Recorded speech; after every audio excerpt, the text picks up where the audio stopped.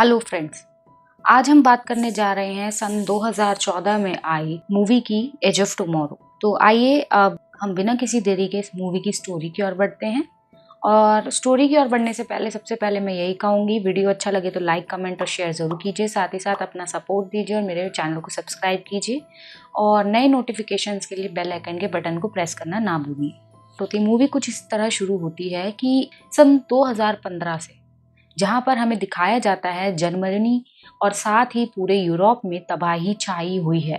हर एक news channel पे बस इसी न्यूज़ को दिखाया जाता है कि मिमिक्स नाम के एलियंस ने अटैक कर दिया है, जो इस धरती पर आ गए हैं और पूरी इंसानी जाति को ख़त्म कर देना चाहते हैं। साथ ही एलियन से लड़ने के लिए बनाए जा चुके हैं, एलियंस के साथ जीत चुके हैं। अब सीन चेंज होता है, जहाँ इस मूवी के मेन कैरेक्टर विलियम केज को दिखाया जाता है। अब केज को किसी खास काम के लिए जनरल ब्रिंघम के पास भेजा जाता है, जहाँ ब्रिंघम केज से कहता है कि कल फ्रांस में बहुत बड़ी लड़ाई होने वाली है और आप अपनी टीम के साथ वहां जाए और उस पूरी फाइट को अपनी कैमरा टीम के साथ रिकॉर्ड करें, ताकि हम इंसानों को दिखा सकें कि किस तरह एलियन से लड़ाई में हमने जीत हासिल की।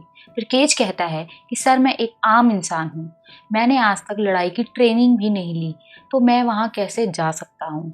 केज इस काम को करने से साफ मना कर देता है। इस पर जो जनरल ब्रिंघम होता है वो केज से कहता है कि ऑलरेडी मैंने तुम्हारे सीनियर से बात कर ली है और तुम्हें मेरी बात माननी होगी, यानी जो मैं कह रहा हूँ तुम्हें करना ही होगा। उसके बाद केज कहता है कि कल जो लड़ाई होने वाली है और उसमें कई लोगों की जान जाने वाली है, तो इसका जिम्मेदार कौन होगा, और जब मैं अपनी पूरी टीम के साथ वहाँ की रिकॉर्डिंग करूँगा और जब उसके बारे में किताबें छपेंगी तब इसका जिम्मेदार कौन होगा। इन सभी का जिम्मेदार मैं आपको ठहराऊंगा। इस बात से ब्रिंघम को बहुत ही ज़्यादा गुस्सा आ जाता है और अपने सैनिकों को बुलाकर केज को पकड़वा देता है। अगले दिन केज की आंख खुलती है एक डेक पर, जहां उसी जगह फाइट के लिए सोल्जर्स को ट्रेन किया जा रहा है। वहां केज की मुलाकात होती है सार्जेंट फेरल से। इस पर फेरल केज से कहता है कि आपको यहाँ पर फाइट के लिए लाया गया है, जिस पर केज कहता है कि आप मेरे कमांडर से बात करवा दीजिए, आपको शायद किसी तरह की कोई गलतफहमी हो रही है, मैंने तो कभी फाइट की ट्रेनिंग भी नहीं ली है। फेरल केज की किसी बात का कोई जवाब नहीं देता और उसे कैंप में ले जाता है, जहां फेरल केज को जे स्कॉट से मिलवाता है। जे स्कॉट वहां की सबसे बेकार स्कॉट होती है, क्योंकि वहां पर सबसे नीचे तबके के सोल्जर्स होते हैं। अब केज को ना चाहते हुए भी इस लड़ाई का हिस्सा बनना पड़ता है। नेक्स्ट सीन में सभी लोग फाइट के लिए रेडी हो रहे होते हैं और उसी मैकेनिकल सूट यानी XO पहन रहे होते हैं, जो एलियन फाइट के लिए बनाया गया है। फिर केज के पास एक जे स्कॉट का स्किनर नाम का बंदा आता है, जो केज से कहता है जोर से लड़ना, मगर लड़ते वक्त अपनी बंदूक की सेफ्टी जरूर देख लेना। मगर केज को स्किनर की कोई बात समझ नहीं आती। अब वो सभी लोग जंग के लिए निकल पड़ते हैं और एक फाइटर प्लेन में उन्हें दिखाया जाता है। तभी सार्जेंट फेरल वहां आते हैं और उन सभी को बूस्ट अप करते हैं। कि तभी दिखाया जाता है कि उनके प्लेन वहीं ब्लास्ट हो गया है। अब ब्लास्ट होने की वजह से वो सभी लोग नीचे गिरने लगते हैं और नीचे गिरने पर वो लोग मिमिक के अटैक को नहीं झेल पाते। वहीं दूसरी तरफ केज गन चलाने की बहुत कोशिश करता है, पर उसके सूट में लगा होता है सेफ्टी लॉक, जिसकी वजह से वो अपनी बंदूक यूज़ नहीं कर पाता है। और तभी वहाँ एक मिमिक आ जाता है और हम देखते हैं कि उस मिमिक का colour black and orange colour का है और वो सभी सैनिकों को मार गिराता है। मिमिक जब केज की ओर बढ़ने लगता है तो फाइनली केज की गन चलने लगती है और केज उस मिमिक को मार गिराता है। अब जैसे ही केज उस मिमिक को मारता है, वहां आ जाता है एक अल्फा मिमिक, जिसका कलर ब्लैक एंड ब्लू है। उस मिमिक की नज़र जैसे ही केज पर पड़ती है, वो केज की तरफ बढ़ता है और अगेन केज की बंदूक जो है काम करना बंद कर देती है। तभी केज वहीं साथ में पड़े सैनिक का बॉम्ब उठा लेता है और ब्लास्ट कर देता है। अब इस ब्लास्ट की वजह से अल्फा मिमिक का खून केज के ऊपर गिर जाता है।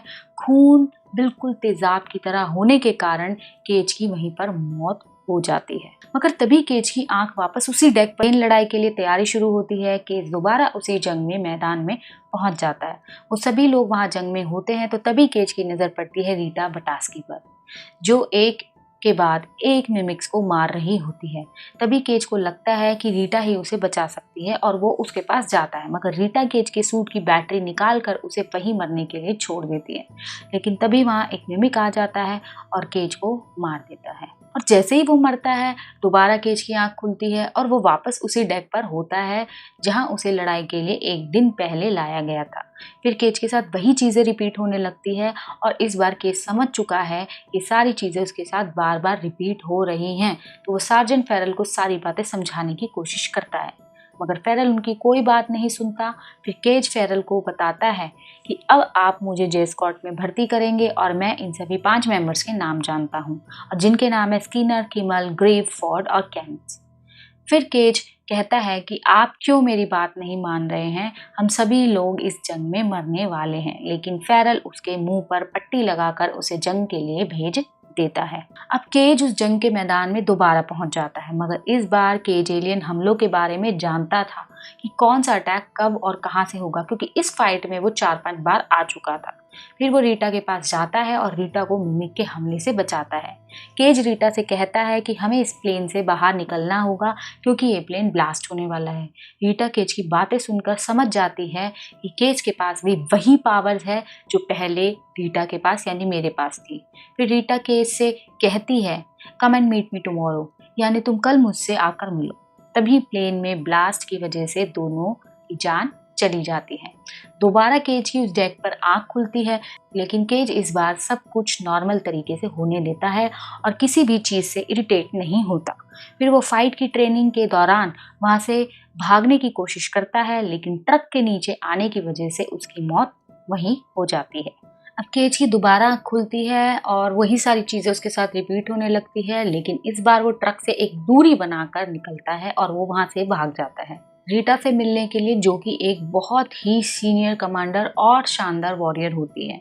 वहाँ उसकी सिक्योरिटी बहुत ही टाइट होती है और वहाँ लिखा भी होता है डू नॉट क्रॉस लाइन। लेकिन केज उसके पास चला जाता है और केज रीटा को सारी बातें बताता है कि कल हम जंग में मिले थे और आपने ही मुझे मिलने के लिए बुलाया था।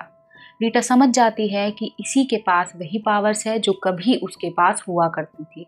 फिर रीटा केज से कहती है कि इसके बारे में किसी को मत बताना, वरना लोग तुम्हें पागल समझेंगे। तब रीटा केज को डॉक्टर कार्टर से मिलवाने ले जाती है। डॉक्टर कार्टर काफ़ी टाइम से मिमिक्स और एलियन टेक्नोलॉजी पर रिसर्च कर रहे होते हैं।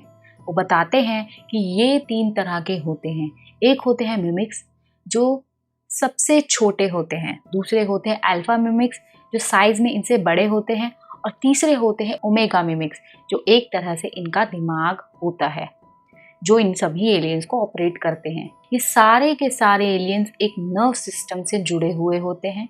जब भी कोई अल्फा मिमिक मरता है तो ये ब्रेन उसके पास्ट को एक सिग्नल भेज देता है और अल्फा उस दिन को दोबारा शुरू कर देता है। इसके पीछे का रीज़न है कि वो जिस जंग को हारना नहीं चाहते। इस पर केज कहता है कि बर्डन की जंग तो हम जीते थे, अगर उन्हें पता होता हम जीतने वाले हैं वो हमें जीतने ही क्यों देते। इस पर रीटा कहती है कि उन्होंने जानबूझकर ऐसा किया, वो हमें जितवाना चाहते थे ताकि हम पूरी दुनिया की फौज यहाँ से ले आए और वो सभी को एक साथ मार गिराएं।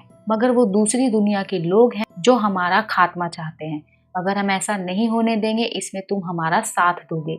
इस पर केज कहता है कि मुझे तो लड़ना भी नहीं आता, जिस पर रीटा कहती है कि तुम्हारी ट्रेनिंग मैं करूँगी, तुम्हें बस रोज़ मरना है और ये बात किसी को नहीं बतानी है। और ये सभी चीज़ें तब तक होंगी जब तक तुम्हें ओमेगा मिमिक की लोकेशन का पता नहीं चल जाता। जब तक वो नहीं मरेगा तब तक हम ये जंग कभी नहीं जीत पाएंगे। अब केज की हार्ड ट्रेनिंग शुरू हो जाती है, जिसके दौरान उसकी कई बार हाथ पैर टूटते हैं, पर रीटा उसे हर बार मार देती थी क्योंकि वो जानती है कि अल्फा मिमिक का खून अभी भी केज के अंदर है और जब तक ऐसा है तब तक ओमेगा के लिए वही अल्फा है। अब कहानी में ट्विस्ट ये है कि अगर केज घायल होता है और उसे किसी और का खून चढ़ाया जाता है तो उसकी सारी पावर्स खत्म हो जाएगी, इसलिए उसे दिन शुरू करने के लिए हर बार मरना होगा। अब केज काफ़ी हद तक ट्रेन हो चुका है। एक दिन उसे सपने में ओमेगा की लोकेशन का पता चलता है। और वो रीटा और कार्टर को बताने जाता है और वो डिसाइड करते हैं कि वो उस जंग में जाएंगे ही नहीं और ओमेगा की लोकेशन पर जाएंगे। पर वो लोग इस जंग से आगे ही नहीं बढ़ पाते क्योंकि हर बार मिमिक कभी रीटा को तो कभी केज को मार दिया करते थे। उन्होंने काफ़ी प्लानिंग भी की कि कौन सा मिमिक कहाँ से आने वाला है और वो कैसे जंग से बाहर निकलेंगे, पर हर बार वो नाकाम हो जाते। अब केज यहाँ समझ जाता है कि वो कभी इस जंग से आगे नहीं बढ़ पाएंगे और वो अगले दिन जंग शुरू होने से पहले ही वहाँ से भाग जाता है और लंदन चला जाता है। और वहाँ वो एक पब में बैठा होता है, तभी उसे वहाँ आवाज़ें आती है और वो देखता है कि ये तो मिमिक्स हैं और जो उसे ही मारने के लिए वहाँ आए हैं। केज वापस से अपनी ट्रेनिंग पर आ जाता है और वो समझ जाता है कि जिस दिन मिमिक्स का हमला उस ब्रिज पर होगा उसी दिन फ्रांस और लंदन हर जगह पर हमला होगा। अब जंग का समय आता है जहाँ वो उस लड़ाई से बाहर निकल पाते हैं और एक छोटे से विलेज में पहुँच जाते हैं जहाँ पर बहुत सारी कार्स होती हैं और केज रीटा को बताता है कि हमने अभी इनमें सारी कार्स ट्राई कर ली हैं, पर 2 कारें ऐसी हैं जो हमने अभी तक ट्राई नहीं की। एक वो ब्लू वैन और दूसरा वाइट ट्रक। मैं उस वैन तक जाता हूँ, तुम उस वाइट ट्रक तक जाओ। जो भी सही होगा हम भाग जाएंगे। वो भागने लगते हैं और बहुत से मिमिक्स उनका पीछा करते हैं, पर वो दोनों बड़ी हिम्मत से उन मिमिक्स का सामना करते हैं और उन्हें मिल जाता है वाइट ट्रक। अब वो भाग ही रहे होते हैं, उसी टाइम एक मिमिक उनके पीछे पड़ जाता है, मगर केज बड़ी ही बहादुरी से और अपनी हार्ड ट्रेनिंग से उस मिमिक को मार गिराता है। अब वो ट्रक से जा ही रहे होते हैं कि बीच रास्ते में उनका पेट्रोल खत्म हो जाता है और वो पैदल ही निकल पड़ते हैं। वो दोनों एक घर तक पहुंचते हैं और उस घर में उन्हें एक हेलीकॉप्टर भी मिलता है, मगर उन्हें इस हेलीकॉप्टर की चाबी कहीं नहीं मिलती। रात का समय हो जाता है और रात को वो वहीं ठहरते हैं। तभी रीटा और केज बातें कर रहे होते हैं और केज रीटा से कहता है कि यहाँ एक गाड़ी भी है और उसमें पेट्रोल भी है, हम गाड़ी में चलते हैं। जिस पर रीटा कहती है कि ओमेगा मिमिक एक डैम पर है और वो डैम जर्मनी में है, इतनी दूर तक गाड़ी में जाना पॉसिबल नहीं है। तभी केज रीटा के लिए कॉफ़ी बनाकर लाता है। रीटा को केज पर शक होता है कि तुमने इतनी है कि हम यहाँ कितनी बार आ चुके हैं, जिस पर केज कहता है कई बार, मगर हम यहाँ से आगे बढ़ ही नहीं पाते। तुम हर बार मुझसे हेलीकॉप्टर की चाबी ले लेती हो और हेलीकॉप्टर की आवाज़ से मिमिक्स यहाँ आ जाते हैं और तुम्हें मार डालते हैं। केज की बातें सुनकर रीटा को बहुत गुस्सा आता है और वो केज को कहती है कि तुम अभी के अभी मुझे हेलीकॉप्टर की चाबी दो। रीटा चाबी लेकर हेलीकॉप्टर के पास जाती है और केज को कहती है कि तुम बस बंदूक लेकर खड़े रहना, तैयार रहना, कोई मिमिक्स आए तो उसे शूट कर देना। अब जैसे ही रीटा हेलीकॉप्टर चलाती है तो उसकी आवाज़ से मिमिक आ जाता है और होता भी वही है जो हर बार होता है। केज बहुत कोशिश करता है रीटा को बचाने की, पर इस बार भी वही सब होता है। अब केज बार बार एक ही इंसान की मौत देखकर टूट चुका था, थक चुका था, क्योंकि अब वो कहीं ना कहीं रीटा को भी प्यार करने लगा था। अब इस चीज़ को बार बार रिपीट होता देखकर केज डिसाइड करता है नेक्स्ट डे कि वो इस बार अपने प्लान में रीटा को इन्वॉल्व नहीं करेगा, क्योंकि वो बार बार रीटा को मरता हुआ नहीं देख सकता था। इस बार केज पूरी तैयारी के साथ जाता है, एक्स्ट्रा बुलेट्स, एक्स्ट्रा बॉम्ब, और वो एक एक को चुन चुन कर मारता है और इस लड़ाई को बार बार लड़कर वो काफ़ी परफेक्ट हो चुका है। केज हेलीकॉप्टर लेकर सीधा वहीं उस जर्मनी के डैम पर पहुंच जाता है जहां उसने सपने में ओमेगा मिमिक को देखा था। वहां जाकर केज को पता चलता है कि ये सब उन मिमिक्स की चाल थी। ये सपना उन्होंने जानबूझकर उसे दिखाया था। वहां सब एक नॉर्मल मिमिक और एक अल्फा मिमिक होता है जो उसे मारते नहीं, बस घायल कर देते हैं ताकि केज अपनी सारी पावर खो दे। अब केज घायल होकर अपनी पावर नहीं खोना चाहता था, तो वो पानी में कूदकर अपनी जान दे देता है। यानी इन सब का प्लान था, वहाँ ओमेगा नहीं था, ओमेगा ने उसे झूठा सपना दिखाया था। नेक्स्ट डे वो ये सारी बातें डॉक्टर कार्टर और रीटा को बताता है। उन लोगों ने हमें धोखा देने के लिए गलत सपना दिखाया, उनसे जीतने का कोई और रास्ता नहीं, क्योंकि ऑलरेडी उन्हें हमारी चाल के बारे में सब पता है। तब डॉक्टर कार्टर कहता है मेरे पास एक ऐसी डिवाइस है जिससे हम डायरेक्टली उन ओमेगा मिमिक से जुड़ सकते हैं। डॉक्टर कार्टर ये भी बताता है कि ये डिवाइस मेरे पास यहाँ नहीं है, बल्कि हेडक्वार्टर में जनरल ब्रिंगम के पास है। तभी रीटा और केज हेडक्वार्टर के लिए निकल जाते हैं। फिर वो लोग जनरल ब्रिंगम से वो डिवाइस ले लेते हैं और वहाँ से निकल ही रहे होते हैं कि वहाँ बहुत से सोल्जर्स उनका रास्ता रोक लेते हैं और सिचुएशन को हैंडल करने के लिए रीटा केज को जान से मार देती है। वो अगले दिन दोबारा जनरल ब्रिंगम से मिलते हैं और इस बार भी वहाँ पर सब कुछ रिपीट होता है। इस बार वो अपने काम में सक्सेस होते हैं और वहाँ से निकल जाते हैं। अब रीटा उस डिवाइस को केज की थाई में चुभा देती है, जिसकी वजह से केज का दिमाग ओमेगा से जुड़ जाता है। अब केज को पता चल जाता है कि ओमेगा मिमिक कहाँ है और वो अपने सपने में देखता है कि ओमेगा मिमिक पेरिस के एक म्यूजियम के गड्ढे में है, जहाँ पर बहुत सारा पानी भरा है और वो वहाँ पर काफ़ी टाइम से छिपा हुआ है। तभी उनकी कार के आगे सूट पहना हुआ एक सोल्जर आ जाता है, जो उनकी कार को काफ़ी बुरी तरह डैमेज कर देता है, जिसकी वजह से वो दोनों बहुत बुरी तरह घायल हो जाते हैं। फिर केज की आंखें खुलती है तो वो हॉस्पिटल में होता है, जहाँ एक नर्स केज को खून चढ़ा देती है, जिसकी वजह से केज की पावर्स ख़त्म हो जाती हैं। फिर रीटा वहाँ आ जाती है और वो सब कुछ फिर से शुरू करने के लिए केज को मारने ही वाली होती है कि तभी केज उसे बताता है कि अब उसकी पावर्स ख़त्म हो चुकी हैं। अब केज रीटा से कहता है कि अगर हमें ओमेगा को मारना है तो हमें एक टीम अप करना पड़ेगा। तब रीटा कहती है, कौन हमारी बात मानेगा, सब हमें पागल समझेंगे। और तब केज रीटा को ट्रस्ट दिलाता है कि ये जे स्क्वाड हमारा साथ देगी।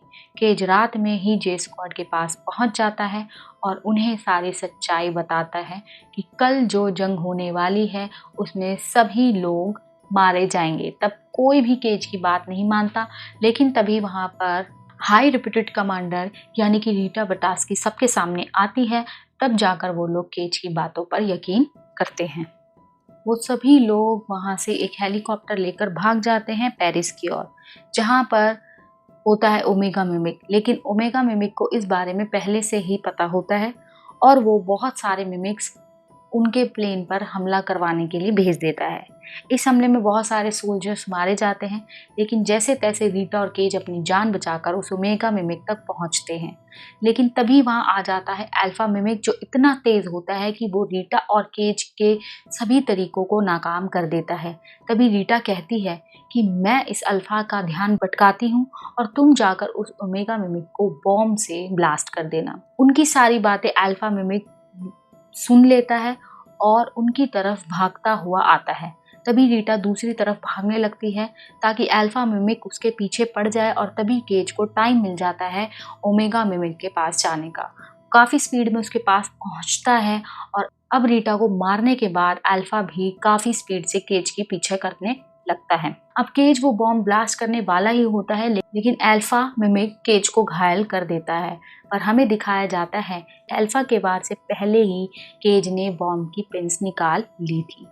वहाँ एक बहुत बड़ा धमाका होता है, जिसकी चपेट में वो अल्फा भी आ जाता है। अब इस ब्लास्ट की वजह से एक वेव निकलती है, जिसके कारण सारे मिमिक्स मारे जाते हैं। फिर दिखाया जाता है कि इस बार ओमेगा का खून जो चमकीले ब्लू कलर का होता है, केज के ऊपर लग जाता है। अगेन केज जाग जाता है और इस बार उसके जागने पर पता चलता है कि जंग खत्म हो चुकी है। टोक्यो, जापान और रशिया में जितने भी मिमिक्स हैं वो सब मर चुके हैं, मारे जा चुके हैं। केज वापस से अपनी पोस्ट को पाता है। फिर वो जे स्क्वाड को देखता है और वो रीटा के पास भी जाता है और रीटा उसे हर बार की तरह पूछ रही होती है कि तुम कौन हो, यहाँ पर किसी का भी आना मना है। और तभी वहाँ केज एक स्माइल देता है और इसी के साथ मूवी का दी एंड हो जाता है। क्वेश्चन ये बनता है कि जो केज था वो वापस जिंदा कैसे हुआ। तो जैसा कि हमने मूवी के एंड में देखा था कि जब केज ने ओमेगा पे ब्लास्ट किया था तो ओमेगा के अंदर से ब्लू चमकीले रंग का ब्लड आया था, जो केज को छू चुका था, केज को टच किया था। तो जिसकी वजह से जो ओमेगा की पावर्स थी वो केज के अंदर आ गई थी। तो जैसा कि हमने फिल्म के शुरू में भी देखा था कि जो मिमिक्स थे वो 3 तरह के थे, एक नॉर्मल मिमिक्स, दूसरा अल्फा मिमिक्स, तीसरा ओमेगा मिमिक्स। तो जब भी कोई अल्फा मिमिक मरता था तो जो ओमेगा मिमिक था अल्फा मिमिक का एक दिन पीछे कर देता था। लेकिन इस बार जब ओमेगा मिमिक मरा है तो उसने एक पूरा मौत का दिन पीछे कर लिया है, जिसकी वजह से जो केज था वो पूरा एक दिन पीछे जा चुका था। तो हो सकता है इस मूवी का सेकंड पार्ट भी आए, जिसमें हमें पता चले कि जो केज था किस तरीके से जिंदा हुआ और किस तरीके से उसने एक दिन पीछे किया और आगे की स्टोरी क्या होगी। होपफुली आपको ये मूवी पसंद आई होगी। वीडियो अच्छा लगा हो तो लाइक कमेंट शेयर जरूर कीजिए, साथ ही साथ चैनल को सब्सक्राइब करना बिल्कुल भी ना भूलिए। Thank you and bye bye.